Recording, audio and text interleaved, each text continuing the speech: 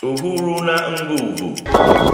No. You looking at a free black man. Talk Black 360. You want to know what a free black man look like? Look at me. Uhuru na nguvu. Welcome to the first dose of Talk Black 360. I am your host, Tino Blaine King, the Kool-Aid and Kush, the pioneer of black pragmatism. Today, I'm very excited to bring to you the first dose of our podcast. It's been a long time in the making, and I'm excited to share all of the information that I have to share with you all. And one of the things that I think is going to be very detrimental to the success of the show is that the ideology that guides the show needs to be explained and expressed in a way that we understand where the perspectives and the opinions of the show is actually coming from, what they're actually rooted in, if you will. So this first episode, what we want to do is we want to make sure that we're establishing some of the baseline ideology of Talk Black 360. And as you may have heard me say, you can get a better understanding of what black pragmatism actually is. So without further ado, let's just jump right into it. What I want to make sure that we discuss today is some of the very basic concepts of black liberation, white supremacy, because a lot of our disagreements come inside of a misunderstanding of the perspective of the other person that we're talking about. And of course, I'm talking about when we as black people get together and have conversations about the problems that we're having in society and are not able to come to any conclusion that is going to result in some sort of productivity. So when starting with the basics, let's just do this.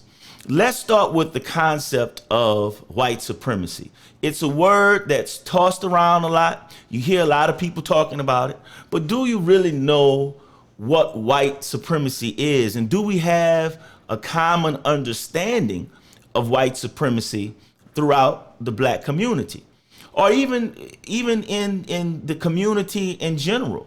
I've noticed lately that there's some conversation about white supremacy, but there seems to be some differences of opinion of what it is and how it actually functions. So to get started, let's just take a look at this video clip. Okay. In the U.S., public white supremacy events have increased by 123% since 2016. By 2018, the number of known hate groups in the U.S. rose to its highest level in 2 decades, pushed by a combination of political polarization, anti-immigrant sentiment, and social media platforms that spread propaganda online. A social studies teacher at a Florida middle school has been taken out of the classroom because administrators learned that she had a side job as the host of a white supremacist podcast. And a Muslim cousin of mine, I said, Merry Christmas. I don't believe in no white Christmas holiday. I said, anytime Christmas in this country come on a Monday, Tuesday, Wednesday, Thursday, Friday, your bank closed, you participate. Right. So that's, when you can't mail a letter, you participate. So that's the structure. Yeah. It's white supremacy or patriarchy? No, how would you it's label white supremacy. And this guy in Portland reminds us again, right, that terrorism, or at least horrible hate crimes, wears a white face. And that problem's not going to disappear overnight. That's rooted in American history. Okay, so you saw in the video clip that one of the things that we kind of have to decipher is the conversation that is happening with people and about white supremacy in the media and in public versus the understanding that we need to have inside of black liberation so that we understand the demon that we're dealing with. And in doing so, you will notice that the narrators of those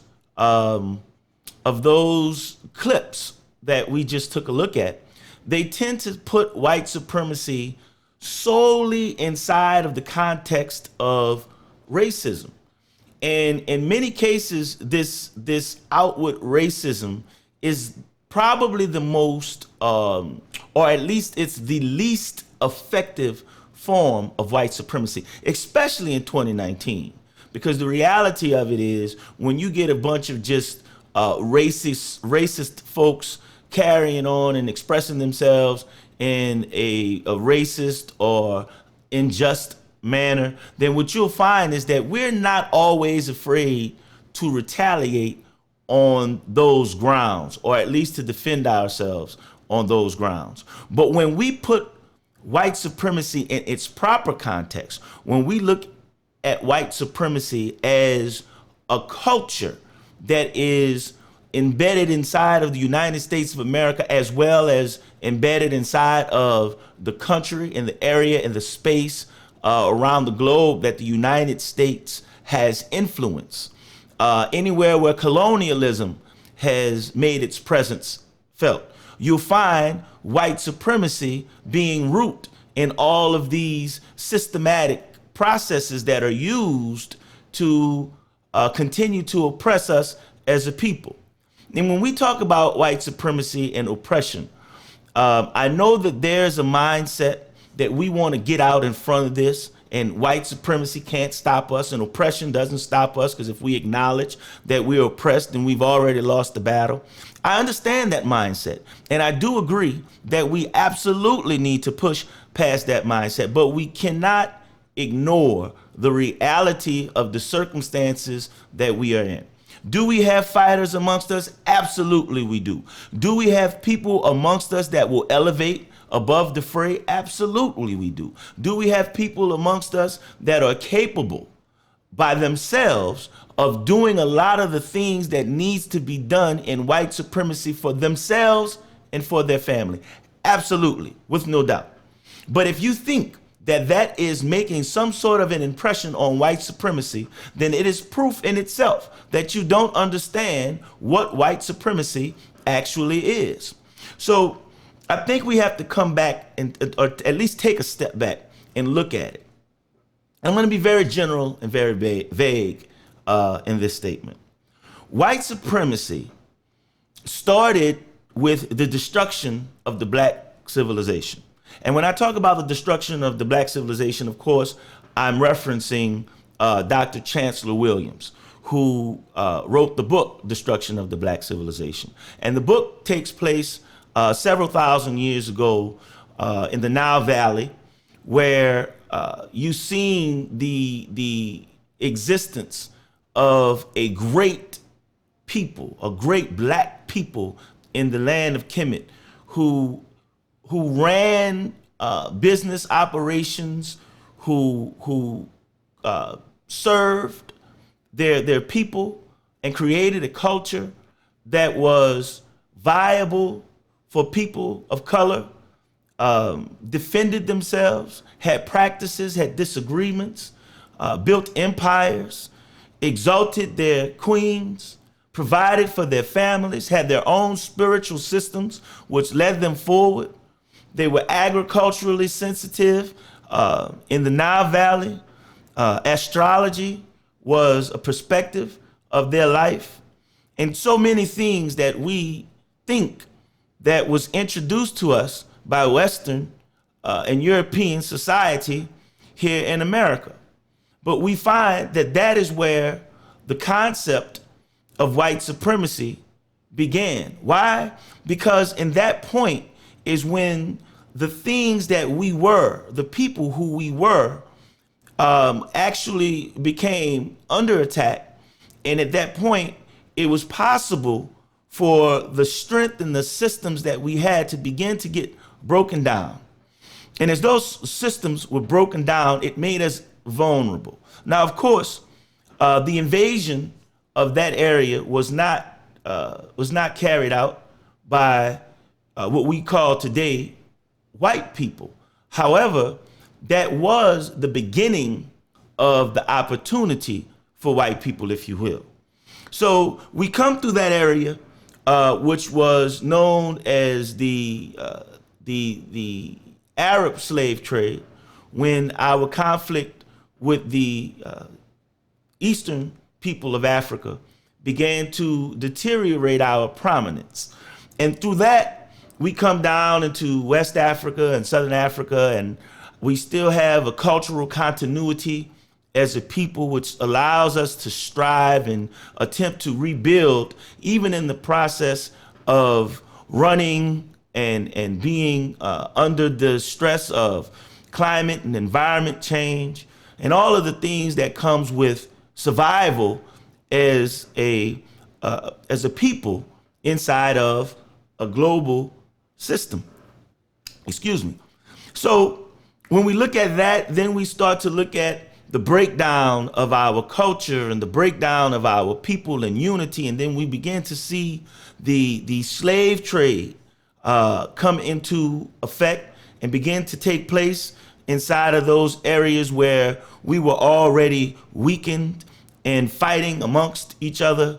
And then the European comes in with the concepts of colonization, repackaging of our spiritual systems and calling it religions. And then they take and they begin to impose one of the largest atrocities ever imposed upon a people in the history of mankind. And the transatlantic slave trade begins, and our people are uprooted. Our people are moved from the continent, spread throughout the globe, and all of those people separated from the continent of Africa, now which we understand to be, or we call the diaspora, our stolen children. It begins to break down the prominence that was once held by Black people.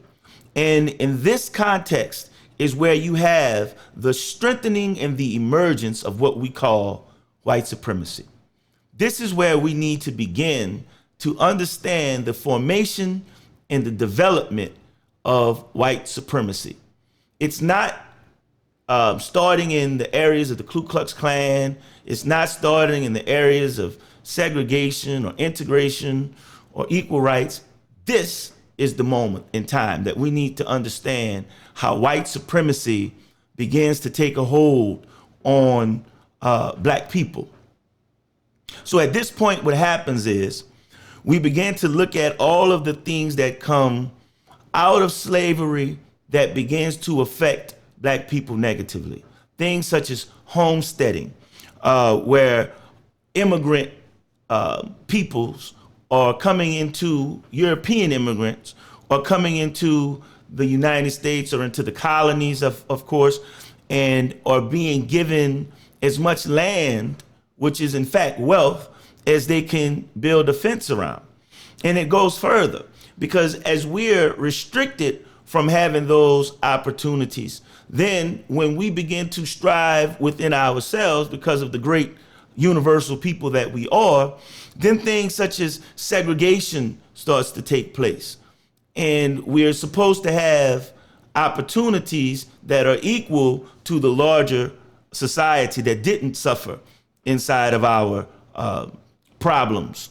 Then of course you've got integration, which hurt us even more, because as we begin to develop for ourselves again an internal power, integration allowed for a new infestation of ideas that would break down a very fragile people. And of course, you had a regime of Europeans who were uncomfortable with that, and that brought about the birth of the Ku Klux Klan. You had things such as redlining, which put Black people in areas that would be infested with poverty. And of course, wherever there is poverty, eventually you'll have crime. And there's things that were done to keep us in those areas, a lot of unfair banking practices. At that point, there was the construction of this racial society. And everyone in this society was equal, except for those who was identifiably different. And those who were identifiably different was Black people. And this is the inception of white supremacy. This is how white supremacy came about, at least in the U.S.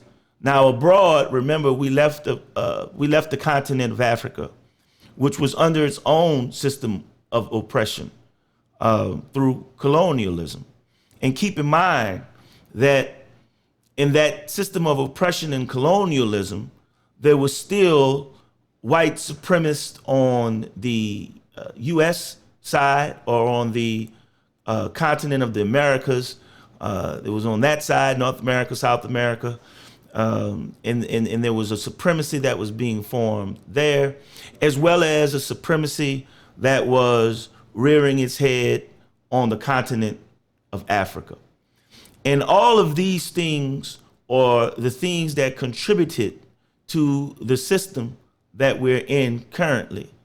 And now that we have that understanding of how in-depth white supremacy really is, then we can move, or at least now we can move forward into what is very important, which is the way that we're going to defeat white supremacy as a people. So in context, let's not make the mistake of just assuming that white supremacy is just a racial component. White supremacy has much more power, much more established process than just the racial component. And it's not necessary that we dig into all of the details of how this system was set up.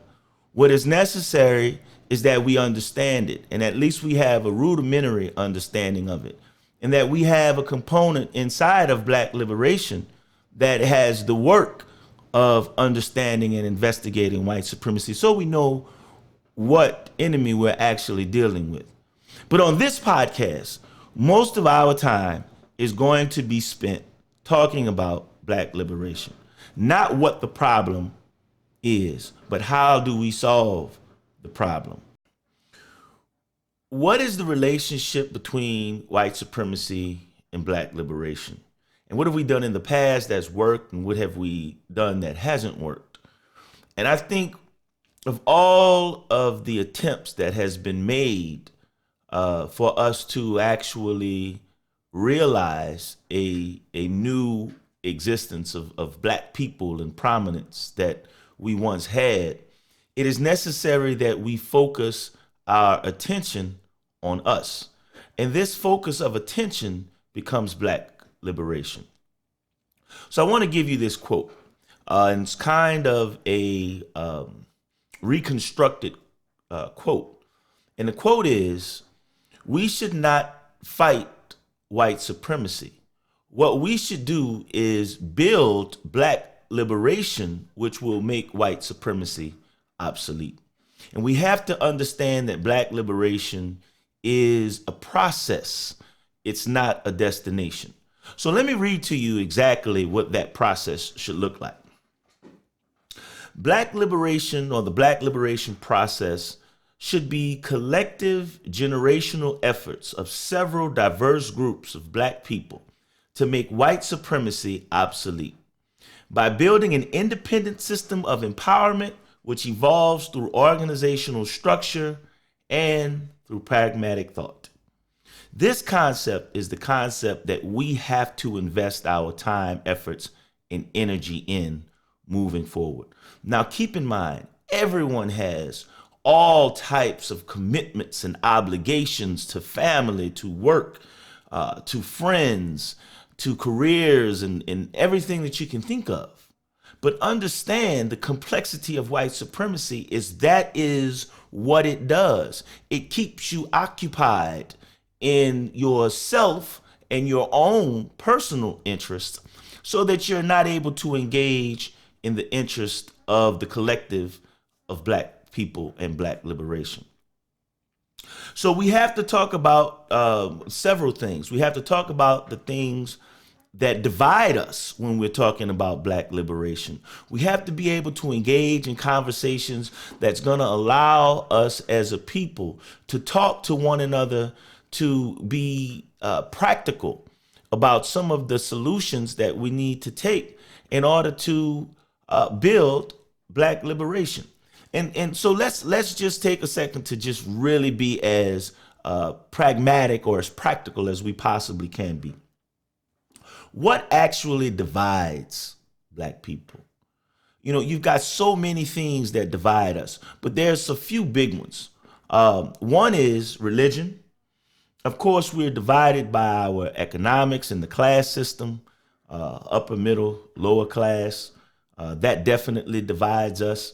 How much money we have is usually a factor in how we look upon our brothers and sisters. Of course, American politics is a big one because there's a large, probably a predominant faction of our people who believe that through American politics, we'll be able to fix the condition of Black people. You know, as a matter of fact, this is a great time for me to introduce you to a new concept. This concept is our statistical data information. And for all of our statistical data information, we use the SDC. The BSSDC. The Bullshit Statistical Data Corporation has no factual data significance. All information accumulated is incomplete in scope. Will be until every person from every demographic analyzed is surveyed in a candid environment. Until these statistics are as other statistical information. It's all bullshit. 85-90% of Black people think that the way forward for Black people is going to be through American politics. And by some benevolence of white supremacy, Black people are going to be granted equality. That's not going to happen. I'm not investing my time, my energy, or my efforts in that. That's a very unrealistic situation, especially when you're talking about a monetary-based society where the 10 richest white people, and now it may be even less than that, but the 10 richest white people have maybe even double the wealth of all of the Black people in the society. There's no chance of economic equality. So moving forward, that is a big one. The other thing is information. Believe it or not, information actually separates us because information, for some strange reason, begins to manifest an ego inside of our people. I've seen it day in, I've seen it happen, whereas we tend to get access to a certain amount of information, and then we tend to try and use that information against our brothers and sisters instead of trying to use that information to uplift our brothers and sisters. And of course, you know, there's all those other little American things that divide us, such as cultures and marriage and the lifestyles of the LGBTQ, things such as childcare and education and all of those things that are not just Black people's problems, but of course are also America's problems. So with all of that being said, now we have some road to begin to lead into the building of Black liberation.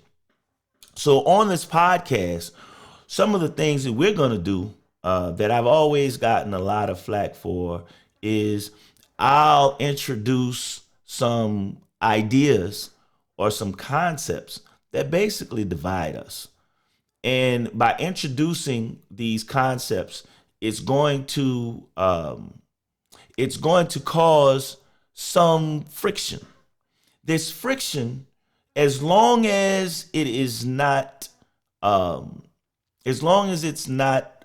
friction that is based in a destruction or a disgrace upon others or our people, or as long as it's not based in disrespect, then I think it's going to be good for the evolution of our culture and the evolution of building Black liberation.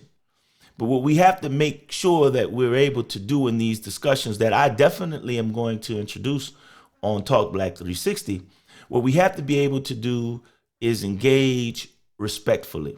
Now, of course, right now in the inception of the podcast, our conversations are limited to mainly what we have as recorded information, and of course the lovely sound of my voice. Other than that, we'll be bringing on the feedback from maybe our social media, where sometimes we'll be able to read some of the comments that people are making and then maybe address those on a later podcast. We can definitely have these podcasts streamed in real time on social media, create some watch parties, and be able to comment on them there. And I'll definitely engage in as many of those as I can so that I can give feedback as it relates to the podcast. So moving forward, just to recap, those are some of the things that divide us, and those are the issues that we need to work out in Black liberation. Recapping them, there'll be religion, economics, American politics, of course, information that we get that becomes ego, and we use it against one another rather than using it to build one another, and social issues. Of course, there's many more things that divide us, but we'll focus on those things here at the Talk Black 360 podcast. Now, with all of those things that we've talked about, I know that there's a lot of questions and there's a lot of doubt in what we're going to be able to do. And I want to be the first to say that I definitely don't have all of the answers, nor do I warrant that I do.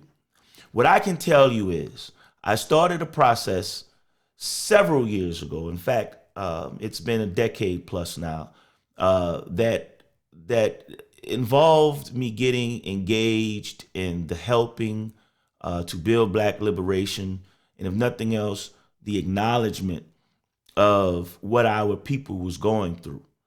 And I've dedicated several years of my life to try and promote these concepts through a pragmatic philosophy. We opened the Cushite Cultural Center in 2016, where we reached out to the community in an effort to build a Black Liberation Center. And believe it or not, people always ask me, well, why did you close the Cushite Cultural Center? And when people see something open and then close, of course, the concept that they are accustomed to accepting there is that there was a failure that took place.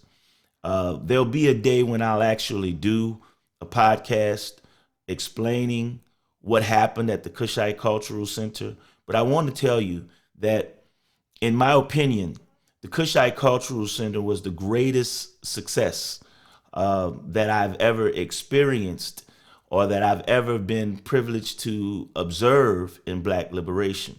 And I'll tell you why I feel that way. Because what we experimented with inside of those red, black, and green walls were the ups and the downs of communicating with our people in a pragmatic way, because we weren't looking to force people into an idea or into a way of thinking. What we wanted to do at the center is we wanted to understand how our people were thinking.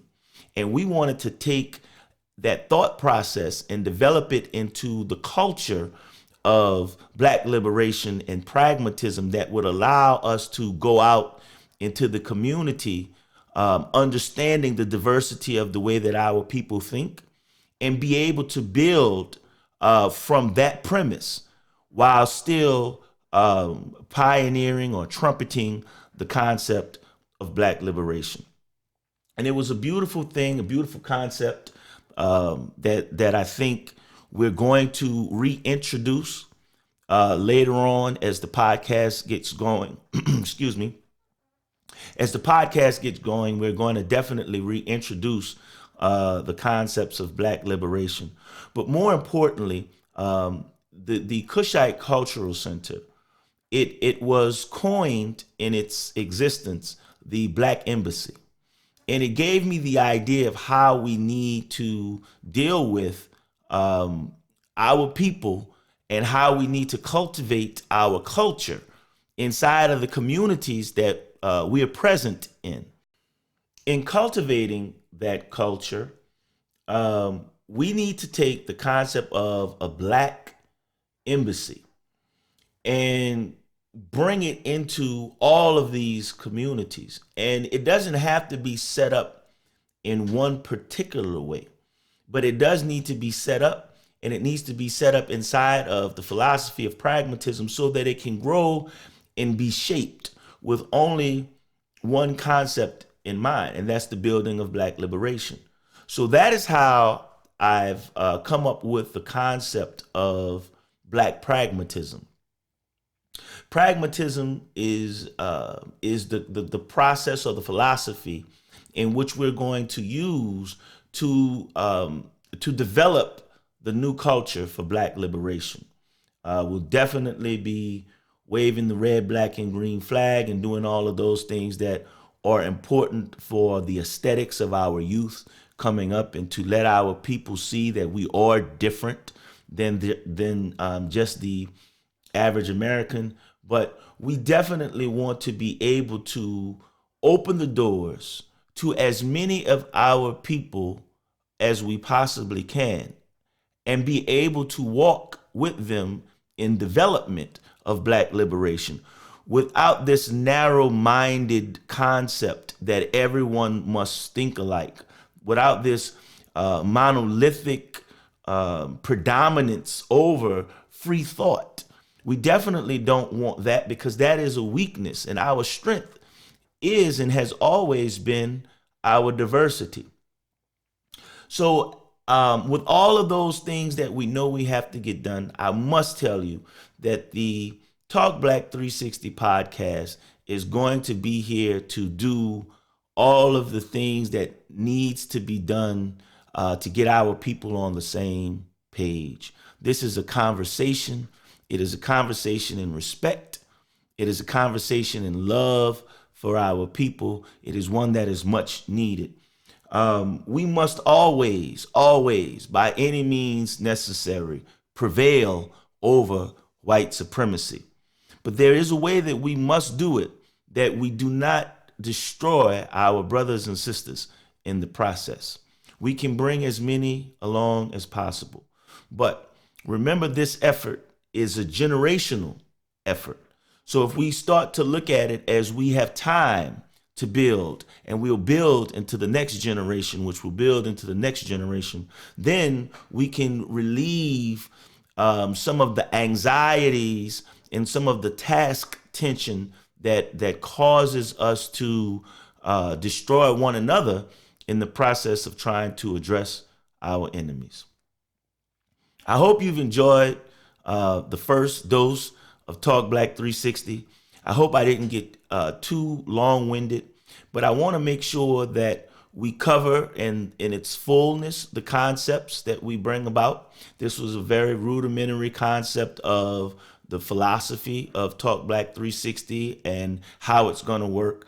I also have to make sure that I let you know we don't want to be too long of a podcast. I've seen podcasts go 2-3 hours. We want to keep it short and concise, and we'll just make more doses so that you guys are able to tune in on breaks or whenever you can to get 30 minutes or so into your psyche. And 30 is a good number, so we Talk Black 360, so we'll make most of these podcasts about 36 minutes or less. And then that way, the information that's being shared is not information overload. It's information that you can use in your day-to-day life and continue to move forward. So with that being said, I guess it's time for me to go ahead and end the first episode. I hope you enjoyed. Please share the podcast, share the page, give me some feedback on what you think needs to be done and how it needs to be done. We will evolve over time as we generate some revenues in order to pay for the type of technology that we need to bring you a more interactive show. So until I see you the next time, remember, stay strong and stay black. Ashe? This has been another dose of Talk Black 360. No.